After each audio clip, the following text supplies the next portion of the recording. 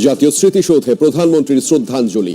মন্ত্রিসভাকে 180 দিনের কর্মপরিকল্পনা বাস্তবায়নের নির্দেশ।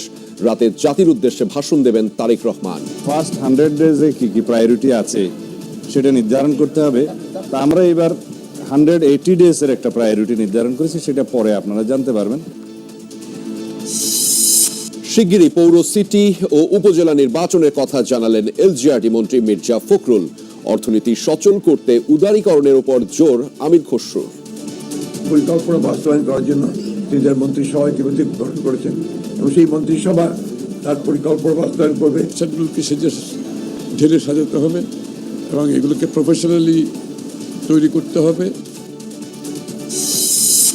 নিজ নিজ মন্ত্রণালয়ের দায়িত্ব বুঝে নিলেন নতুন মন্ত্রী প্রতিমন্ত্রীরা। সেবা নিশ্চিতে প্রতিটি সেক্টর ঢেলে সাজানোর প্রত্যয়। প্রত্যেকটি বিষয় অ্যাড্রেস করব। আমরা এমন কোনো বিষয় নেই যেগুলো নিয়ে কথা না বলবো। যেখানে দুর্নীতি আছে সেখানে দুর্নীতিমুক্ত হতেই হবে এবং সেটা করা আমাদের দায়িত্বের অংশ। জুলাই সনদ বাস্তবায়নে ছাড় নয়, জানালেন বিরোধী দলীয় নেতা ডাক্তার শফিকুর। সংবিধান সংস্কার পরিষদের শপথ না নেয়ায় বিএনপির সমালোচনা। তারেক রহমান সাহেব হয়েছে প্রধানমন্ত্রী, আমি হয়েছি বিরোধী দলীয় নেতা। এই জুলাই না আসলে কি আমরা এটা হতে পারতাম? তাহলে জুলাইকে আমাদের অবশ্যই স্বীকৃতি দিতে হবে।